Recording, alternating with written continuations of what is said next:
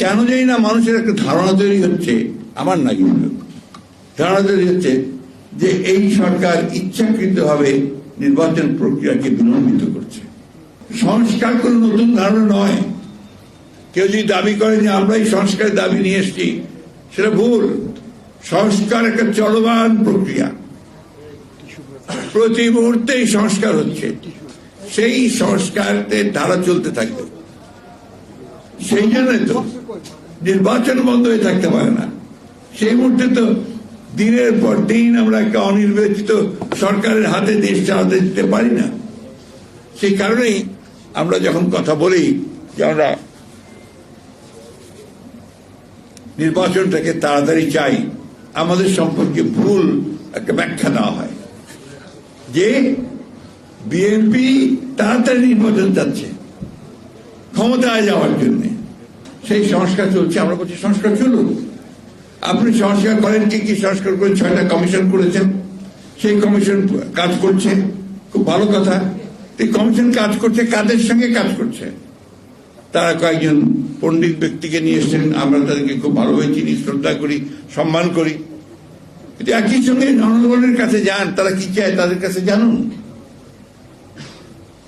বিখ্যাত লেনিন, আপনারা অনেকে নাম শুনে থাকবেন, ফিলোসফ, পলিটিক্যাল ফিলোসফার, বিপ্লবী, রাশিয়ার সোভিয়েত ইউনিয়নের বিপ্লব যিনি নেতৃত্ব দিয়েছিলেন, তিনি বলেছিলেন, when there is a crisis, go to the people, learn from them and come back implement it then.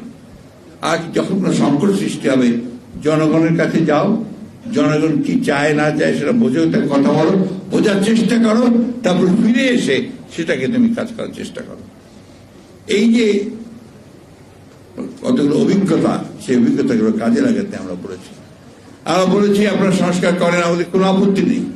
কিন্তু যে বিষয়টা নিয়ে বাংলাদেশের সমস্যা সবচেয়ে বড় তৈরি হয়েছে, যে আজকে বাংলাদেশে অস্থিরতা, স্থিতিশীলতা, এগুলো সমস্যা আছে।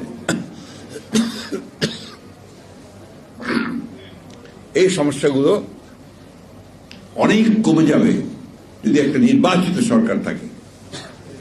কারণ নির্বাচিত সরকারের শক্তিটা অন্য, সেটা যদি জনগণ তার পেছনে থাকে। এই কথাটা আমাদের সবসময় মনে রাখতে হবে।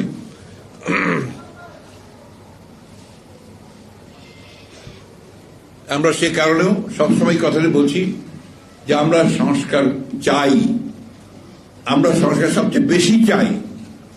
একই সঙ্গে আমরা এটাও চাই যে দীর্ঘকাল অনির্বাচিত সরকারের হাতে ক্ষমতা থাকা উচিত নয়।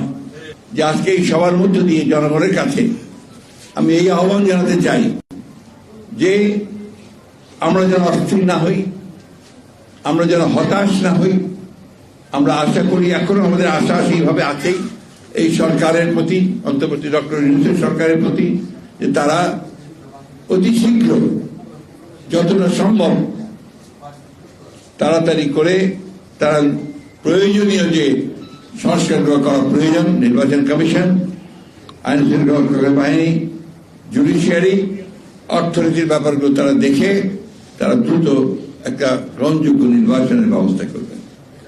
এখন দেখলাম যে আজকে পত্রিকায় দেখলাম যে আপনার আমাদের প্রফেসর ইউনূস নতুন একটি প্রস্তাব দিয়েছেন। সে প্রস্তাবটি হচ্ছে 17 বছর হবে আপনার ভোটার তারিখ হওয়ার জন্য আপনার ন্যূনতম বয়স। এখন তাহলে কি করতে হবে? আবার নতুন করে আপনার ভোটার তালিকা তৈরি করতে হবে। এই জিনিসটা তো কনসেনসাস না। আপনি you are the chief executive, আপনি প্রথমেই বলে দিচ্ছেন যে 17 বছর হলে ভালো। আপনি যখন বলছেন then it becomes a binding on the election commission, যেটা আপনি ইলেকশনের জন্য যারা ঠিক করবে, ইলেকশন কমিশনকে ছেড়ে দিন, লেট দেম ডিসাইড। 18 বছর তো আছে, সকলের কাছে গ্রহণযোগ্য আছে। যদি 1 বছর কমাতে চান তাহলে সেটা ইলেকশন কমিশন প্রস্তাব করুন, যারা নতুন হয়েছে। রাজনৈতিক দলগুলোর সঙ্গে কথা বলেন। উনি যখন প্রথমেই বলে দেন দ্যাট বিকামস বাইন্ডিং, ওটা কিন্তু একটা চাপ পড়ে যায় কমিশনের উপরে। আমি মনে করি এই বিষয়টাকে এইভাবে না বলে তাদের উচিত ছিল, আমি এখনো মনে করি, এটা স্টেক হোল্ডারদের সঙ্গে কথা বলে তারপরে যদি তিনি এই বিষয়টা আনতে চান সেভাবে আনলে ভালো হতো, তাহলে কোনো বিতর্কের সৃষ্টি হতো না।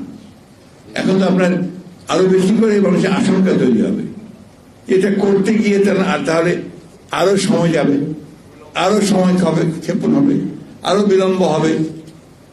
কেন জানি না মানুষের একটা ধারণা তৈরি হচ্ছে, আমার না কিন্তু ধারণা তৈরি হচ্ছে যে এই সরকার ইচ্ছাকৃতভাবে নির্বাচন প্রক্রিয়াকে বিলম্বিত করছে। এটা সঠিক নয়, but at the same time এটা মানুষের মধ্যে এই আশঙ্কার সৃষ্টি হচ্ছে। এর আগে আমার আজকে কয়েকজন বলছে আরো 2-3টি দল গঠিত হবে। নির্বাচন প্রক্রিয়াতে যদি আরো 2-3টি দল গঠিত হয় আমাদের তো কোনো আপত্তি নেই, 100টা হোক 200টা হোক কোনো তাতেও আপত্তি নেই। তো সেটা জাতির জন্য কতটুকু কাজে লাগবে সেগুলো সবাই চিন্তা করবে।